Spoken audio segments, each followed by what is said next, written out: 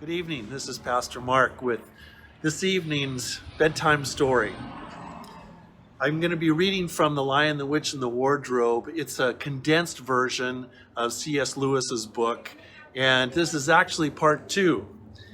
And I wanted to begin with where we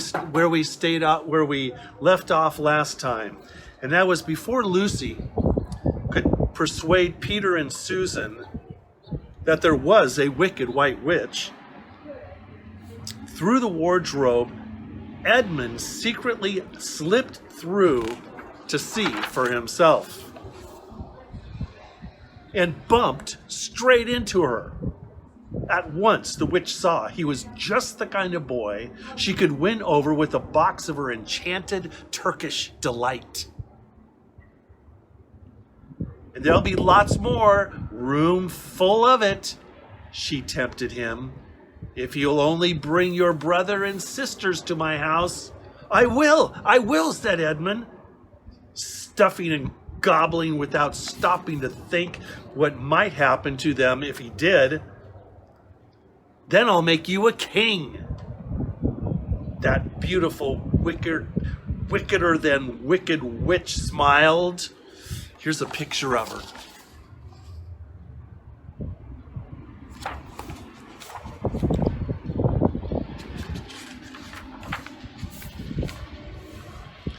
So when a few days later, all 4 children did go through the wardrobe together, Edmund was quite ready to deliver the others to the witch, just to get his mouth around more of that magic, must-have Turkish delight. Of course, he said nothing as they trudged through the snow in coats borrowed from the wardrobe.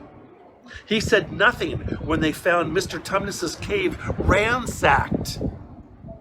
He said not a word when the talking beaver told them Mr. Tumnus had been dragged away by the White Witch's wolf police. Lucy, on the other hand, was furious. Well, that does it, she cried. I'm not leaving until that witch has had her wand smashed and her wickedness stamped out. Mr. Beaver was thrilled to hear Lucy talk like this and hurried them back to his house for a what to do about the witch meeting.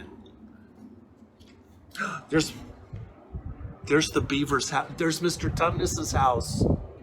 Oh my gosh. Here's Mr. Beaver's house, where they're going to have the meeting about what to do about the witch. You have come at exactly the right time, said Mrs. Beaver. You have indeed, said Mr. Beaver, for it is well known that to get rid of the witch, Aslan needs 4 brave and adventurous children. Aslan, cried Lucy with a shiver in excitement. Who is Aslan? Aslan the Great, of course, said Mr. Beaver, who created this world and all of us in it, and only one more powerful than the witch. And Mrs. Beaver gathered them closer. They say he'll be at the stone table by tomorrow. But shh, the witch mustn't hear of it, and her spies are everywhere. They were soon so busy whispering about meeting Aslan that they did not notice Edmund sneaking out of the back to make his way to the White Witch's house and more Turkish delight.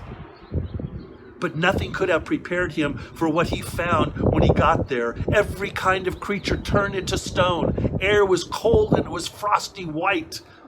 The witch's wolf captain stretched out, smirking, and the witch in the foulest mood, hating him on sight. Where are your sisters and brother? She snapped, her breath forming icicles. I'll get them to you, Edmund managed to say through chattering teeth. Right now. They're going to the stone to meet someone called Aslan. I knew it! No wonder the temperature's rising in here. Longbeard, my splay, Aslan, and those children must not reach each other.